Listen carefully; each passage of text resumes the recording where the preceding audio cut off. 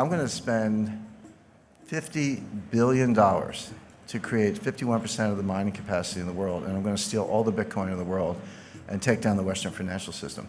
First of all, there's no such thing as cryptocurrency. There are 1,000 cryptocurrencies. In other words, you cannot speak generically about cryptocurrencies. Jim Rickards hates cryptocurrencies. That's not true. I really, really dislike Bitcoin, and I'll tell you why. But there are cryptocurrencies out there that I think are very interesting and worth your consideration.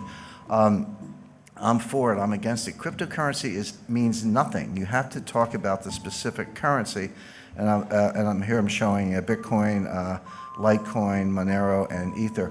By the way, isn't it fascinating how the graphical representation of cryptocurrencies is always a gold or silver coin?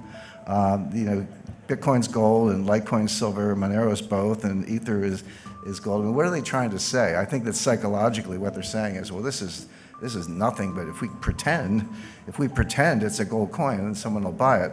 But I just find this a little bit of an aside.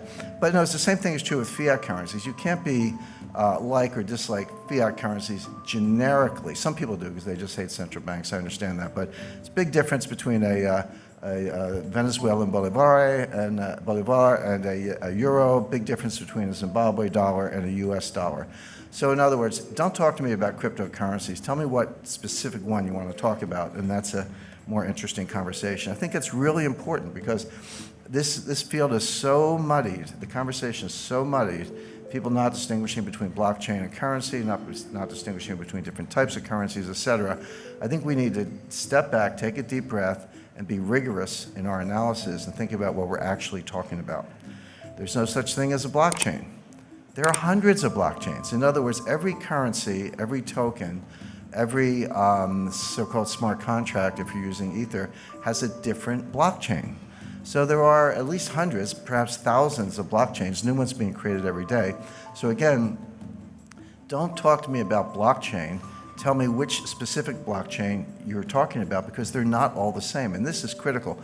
The main difference, there are many differences in this blockchain technology, but the main difference is validation. Because remember, the whole idea of cryptocurrencies and blockchain and the original Bitcoin and what Satoshi Nakamoto came up with is that we're going to have a trustless system. We're not going to trust banks. We're not going to trust clearinghouses. We're not going to trust exchanges. We're not going to trust central banks. We're not going to trust anybody. We're going to have a decentralized system that a community can validate, and we don't have to rely on anybody in particular. That was the original idea. So the question is, what's your method of validation? And that's what distinguishes one blockchain from the other. So I've listed 4 of them here, but there are others. Proof of work, that's what blockchain uses. And you know what the work is? You gotta factor these, 87-digit prime numbers into prime factors. It's a lot of computer crunching, completely clunky, completely inefficient, non-sustainable. I'll talk about that in a second, but that's Bitcoin. There's something else called proof of stake, meaning this is what Ether is based on. You demonstrate that you have a certain percentage of the processing power, so you step up based on your stake. There's proof of space. Space is storage space on a hard drive, so I get to vote on the blockchain. I get to vote on validating the blockchain because I've decided to devote a certain amount of my hard drive to that process. There's a new coin called Space Mint. And then there's the Byzantine Agreement, or Byzantine Agreement. There's a version of that called the Federated Byzantine Agreement, which I personally think is the best, much more robust to some of the problems we're talking about, and there are others. But the point is, don't talk about blockchain. Say, okay, what's your governance model? What's your validation model, et cetera? And then ask yourself, is that sustainable? Is that robust? Will that resist an attack? Are your cryptocurrencies going to be stolen? These are the questions you have to ask yourself, and there are no generic answers. So I cannot emphasize enough. Coin by coin. I hate to use the word coin, whatever, token by token, blockchain by blockchain. Be rigorous and ask yourself what's sustainable. Now, Bitcoin, Ripple, and Ether, and some of these other cryptocurrencies, not all of them, but the best known are going to fail. When I say fail, they're going to, Bitcoin might have a $200 value as a token for criminals. I think criminals and terrorists might find a use case at about $200 per Bitcoin, but they're basically not going to be anywhere near where they are today. Why do I say that? I don't want to make a claim without backing it up. The first point is they're non-scalable. Transaction times are slow, and then when you say that to Bitcoin people, they go, aha, the Lightning Network is right around the corner. Lightning's going to, we'll see. They said that about segregated witness. They said that about some of these other solutions. They don't seem to get community support. They keep forking the Bitcoin, meaning one day you wake up and there's 2 blockchains instead of 1, or whatever happened to that whole idea that we weren't going to have inflation and we weren't going to pull new cryptos out of thin air. But these solutions, you have to understand what the solution is. So what they're saying is nobody has a solution for the inherent slowness, clunkiness, non-scalability of the original Bitcoin blockchain. There's no solution for that. So when you hear about solutions, what are they? Well, what they're saying is take a bunch of transactions offline. So everybody in the room could form a group, or let's say every coffee shop in Brooklyn, New York, every coffee shop in Vancouver could form a group. And all the people who want to buy coffee would join that group.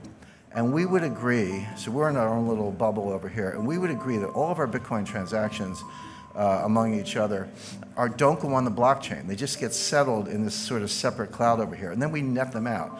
So, I pay you 5 Bitcoin, and you pay the person next to you 4, and he pays the lady in the back of the room 10, and she pays me 7, and we net it out, and then periodically, and it could be daily, weekly, monthly, or whatever, we net all this stuff out, and then we take that net and we put that on the blockchain, so that the amount of transactions that have to go on the blockchain is greatly reduced. That's true.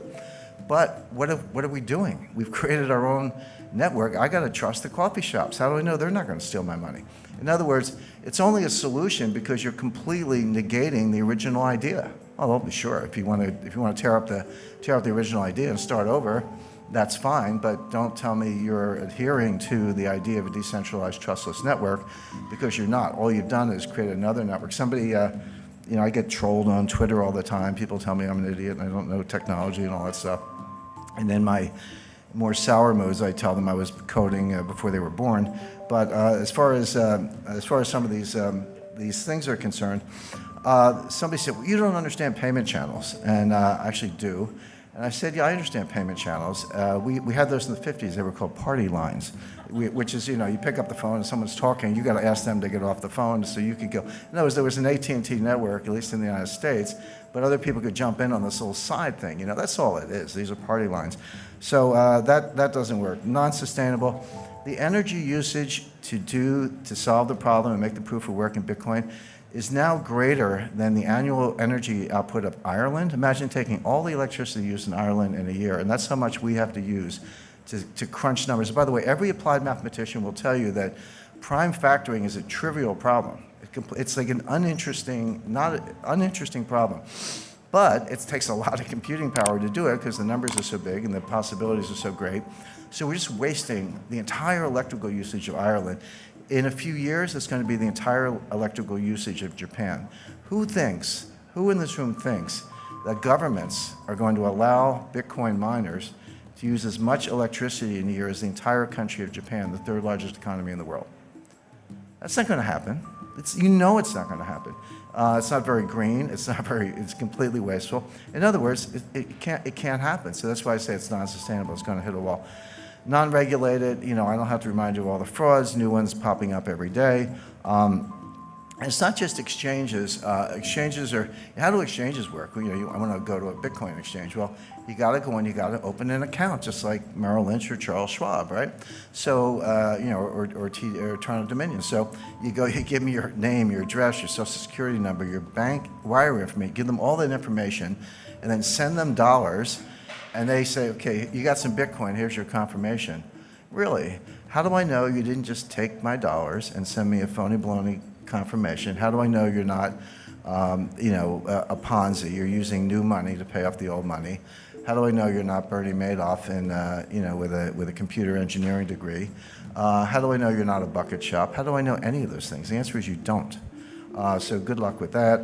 Not to mention Bitcoin whales. They estimate there are 1,000 people who control 40% of the Bitcoin. Now you got millennials buying, 1/100th of a Bitcoin for, $10 or whatever the math is. $100. But you got these, I call them the whales, these 1,000 people who have 40% of all the Bitcoin. You don't think they have a big vested interest in keeping the price up? And you don't think they wash trade, do wash sales? So A sells to B for 10,000, B sells back for 11,000, A sells back for 12,000, B sells back for 13,000. This is called painting the tape. It's the oldest trick in the book. And there's no profit and loss because we're selling the same Bitcoin back and forth. But what we are doing is creating a ticker that gets the millennials, I shouldn't pick up millennials, 3 millennial children, but gets people all over the world, maybe a garage mechanic in South Korea took out a home equity loan or hawked his inventory, put his entire life savings into Bitcoin and has now been wiped out and is desperate and suicidal. That's what's going on. It's basically rich people stealing from the poor. Not a good business model in my view. And then finally, there's no use case other than criminals, terrorists, or tax evaders. Why is Bitcoin better than Visa unless you're a criminal? Now, if you're a criminal, I get it. If you're buying child pornography, you want to use the dark web and use some cryptos and all that. And if you try doing that with Visa, you'll probably get a call from the FBI. So I understand why it's good for criminals. But if you're not a criminal, if you're not a tax evader, if you're not buying child pornography, if you're not an arms dealer, if you're not a terrorist, then why is Bitcoin better than Visa? There's really no use case for it other than crime. And then it's not elastic. And this is important because there's a finite number of Bitcoins, 21 million Bitcoin. They're getting closer to that level every day. And everyone's like, this is a good thing because, you know, the problem with central banks is they print all this money and we're going to have inflation. By the way, we haven't had any inflation for the last 8 years. Separate issue. I'll come to that if we don't run out of time. But, you know, we hate central banks. They print too much money, blah, blah, blah. So we're going to cap the number of Bitcoin. But money supply has to be elastic. It can't be too elastic. The problem with central bank money is that it's too elastic. The reason, by the way, gold is such a good form of money is that it grows slowly. It grows at about the tempo of world growth. It grows at about the tempo of population growth. Not exactly, but close enough that it's the best form of money anyone's ever discovered. But the problem with Bitcoin, when you hit a hard stop, which they will, and the economy keeps growing, but you want to back it with Bitcoin, so here's your money supply and here's your economy, that's inherently deflationary, right? Because each Bitcoin's got to support more and more growth, meaning your Bitcoin is worth more in theory, but the problem is you never get there. Why? Because if you have a deflationary currency, there's no bond market.